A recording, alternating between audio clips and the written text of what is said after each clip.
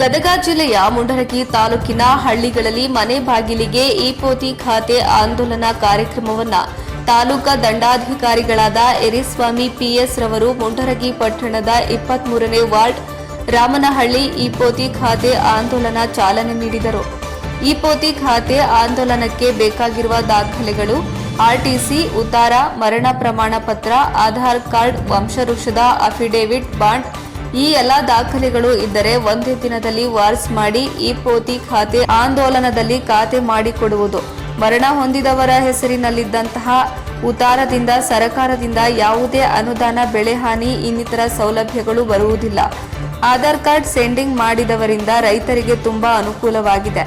ಮುಂಡರಗಿ ತಾಲೂಕಿನಲ್ಲಿ 90% Aadhaar card sending ಆಗಿದೆ.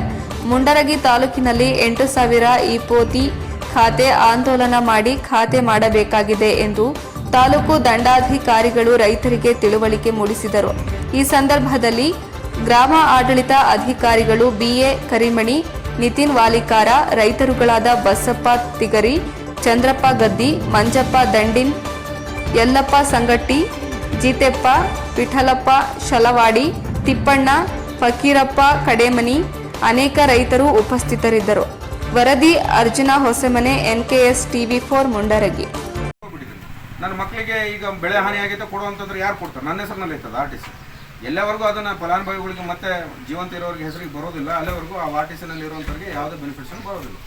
ಅದಕ್ಕೆ ನಾವು ಆಧಾರ್ ಸೀಡಿಂಗ್ ಮಾಡಿದಂಥ ಸಂದರ್ಭದಲ್ಲಿ ನಮಗೆ ಸುಮಾರು ಎಲ್ಲ ತಾಲೂಕಿನಾದ್ಯಂತ ನಾವು ಮಾಡಿದಾಗ ಸುಮಾರು ಕೇಸಸ್ ಅಂದರೆ 8,000ಕ್ಕೂ ಹೆಚ್ಚು ಕೇಸಸ್ಸಲ್ಲಿ ನಮಗೆ ಡೆತ್ ಫಲಾನುಭವಿಗಳು ಕಂಡು ಬಂತು. ಅದಕ್ಕೆ ನಾವೇನು ಮಾಡಿದ್ವಿ, ಆ ಡೆತ್ ಫಲಾನುಭವಿಗಳಿಗೆ ಇಮಿಡಿಯೇಟಾಗಿ ಅವರಿಗೆ ಪೋತಿ ಖಾತೆ ಮಾಡಬೇಕು ಅಂತ ಹೇಳ್ಬಿಟ್ಟು ಪೋತಿ ಆಂದೋಲನ ಮಾಡಿದ್ರು. ಅದಕ್ಕೆ ಸರ್ಕಾರ ಏನು ಮಾಡ್ತು, ಇದರಲ್ಲೂ ಸಹ ಟ್ರಾನ್ಸ್ಪರೆನ್ಸಿ ಬರಬೇಕು. ಒಬ್ರು ಗೊತ್ತಿಲ್ಲದಲ್ಲ ಯಾರಿಗೂ ಆದ್ರೂ ಅಪ್ಲಿಕೇಶನ್ ಹಾಕ್ಕೊಂಡು ನಂದು ಅಕ್ಕನ ಬಿಟ್ಟು ಮಾಡಿಬಿಡೋದು, ತಂಗಿನ ಬಿಟ್ಟು ಮಾಡಿಬಿಡೋದು, ಅಣ್ಣನ ಬಿಟ್ಟು ಮಾಡಿಬಿಡೋದು, ಈ ಥರದ್ದು ಆಗಿ ರೈತರ ಆಸ್ತಿಗಳಲ್ಲಿ ತೊಂದರೆಗಳು ಆಗಬಾರ್ದು ಅನ್ನೋ ಕಾರಣಕ್ಕೆ ಈ ಪೋತಿ ಖಾತೆ ಅಂದರೆ ನಿಮಗೆ ಆನ್ಲೈನಲ್ಲೇ ಹಾಕೊಳ್ಳಲಿಕ್ಕೆ ಒಂದು ಸಾಫ್ಟ್ವೇರ್ನ ಇಂಟ್ರೊಡ್ಯೂಸ್ ಮಾಡಿ ಕೊಟ್ಟಿದೆ. ಅದಕ್ಕೆ ನಾವೇನು ಹೇಳ್ತೀವಿ, ಈ ಪೋತಿ ಆಂದೋಲನ ಅಂತ ಹೇಳ್ಬಿಟ್ಟು ಹೇಳ್ತೇವೆ. ಸೊ ಅದರದ್ದು ಪರ್ವ ಇವತ್ತು ನಮ್ಮ ಜಿಲ್ಲೆಯನ್ನು ರಾಜ್ಯ ಸರ್ಕಾರ ಪೈಲಟ್ ತಾಲೂಕು ಅಂದರೆ ಇಡೀ ರಾಜ್ಯಕ್ಕೆ ಮಾದರಿ ತಾಲೂಕಾಗಿ ನಮ್ಮ ಜಿಲ್ಲೆಯನ್ನು ತೊಗೊಂಡಿದೆ. ನಮ್ಮ ಜಿಲ್ಲೆಯನ್ನು ಗದಗ ಜಿಲ್ಲೆಯನ್ನು ತೊಗೊಂಡಿದೆ. ಸೊ ಅದರ ಪ್ರಭಾವವಾಗಿ ಈಗ ಆಲ್ರೆಡಿ ನಮ್ಮ ತಾಲೂಕಲ್ಲಿ ರಾಜ್ಯಕ್ಕೆ ಹೈಯೆಸ್ಟ್ 480ರಷ್ಟು ಆಸ್ಪಾಸ್ ಈಗ ಆಲ್ರೆಡಿ ನಮ್ಮ VAಗಳು ಎಲ್ಲ ಕಡೆನೇ ಸಂಚರಿಸಿ ಗ್ರಾಮದಲ್ಲಿ ನಿಮಗೆ ಮಾಹಿತಿ ಕೊಟ್ಟಂಥ ಸಂದರ್ಭದಲ್ಲಿ ನೀವೇ ಮುಂದೆ ಬಂದು ಹಾಕಿರೋಂಥವು 480ಕ್ಕೂ ಹೆಚ್ಚು ಫಲಾನುಭವಿಗಳ ಅಪ್ಲಿಕೇಶನ್ಸ್ನ ಈಗ ಆಲ್ರೆಡಿ ರೈಸ್ ಮಾಡಿದ್ವಿ ನಮ್ಮ ಜಿಲ್ಲೆಯಲ್ಲಿ. ಈಗ ನಮ್ಮ ತಾಲೂಕಲ್ಲಿ ಸುಮಾರು ನಮ್ಮದು 117 ಜನದ್ದು ಈಗ ಆಗಿದೆ ನಮ್ಮ ತಾಲೂಕಲ್ಲಿ. ಆದರೆ ಅದು ಅಷ್ಟಕ್ಕೆ ಆಗಬಾರ್ದು. ನಮ್ಮ ತಾಲೂಕಿಂದಲೇ ನಮಗೆ 8,000 ಇದೆ, ಅದರಲ್ಲಿ ಬರೀ 100 ಜನದ್ದಾಗಿದೆ ಅಂತಂದರೆ ಸರ್ಪ್ರೈಸ್ ಇದೆ. ಅದಕ್ಕೆ ಈಗ ಏನು ಮಾಡ್ತಿದ್ದೀವಿ, ಇವತ್ತಿಂದ ನಾವು ಎಲ್ಲ ಕಡೆ ಎಲ್ಲ ಗ್ರಾಮದಲ್ಲೂ ಈ ಥರ ಲೀಸ್ಟನ್ನು ಪ್ರಚಾರ ಮಾಡ್ತಾಯಿದ್ದೀವಿ. ಇದರಲ್ಲಿ ನಿಮ್ಮದು 41 ಜನದ್ದು ಡೆತ್ ಇದೆ. ರಾಮೇನಹಳ್ಳಿದ ಉದಾಹರಣೆ ತೊಗೊಂಡ್ರೆ ರಾಮೇನಹಳ್ಳಿಯಲ್ಲಿ 41 ಜನ ಫಲಾನುಭವಿಗಳು ನೀವು ಡೆತ್ ಇದ್ದಾರೆ ಅಂತೇಳ್ಬಿಟ್ಟು ನಮ್ಮ ಹತ್ರ ಲೀಸ್ಟ್ ಇದೆ. ಸೊ ಆ ಫಲಾನುಭವಿಗಳದ್ದು ಖಾತೆ ಆಗಬೇಕು.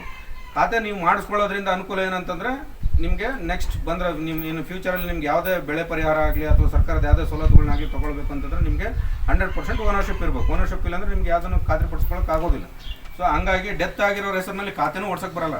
ಲೈಕ್ ನಿಮಗೆ ಬ್ಯಾಂಕಲ್ಲಿದ್ದರೆ ನೀವು ಫಲಾನುಭವಿ ಡೆತ್ ಆಗಿದೆ ಅಂದರೆ ಬ್ಯಾಂಕ್ನವ್ರು ಫ್ರೀಸ್ ಮಾಡಿಬಿಡ್ತಾರೆ ಅವ್ರ ಅಕೌಂಟನ್ನು. ಸೇಮ್ ಹಾಗೆ ನಮ್ಮ VA ಹತ್ರನೂ ಸಹ ನಿಮ್ಮದು ರೈತಾಪಿ ಖಾತೆ ನಂಬರ್ ಇರ್ತದೆ. ಆ ಖಾತೆ ನಂಬರ್ ಡೆತ್ ಆಯಿತು ಅಂತಂದರೆ ಅವ್ನ ಖಾತೆನ ತಗೋಬೇಕು.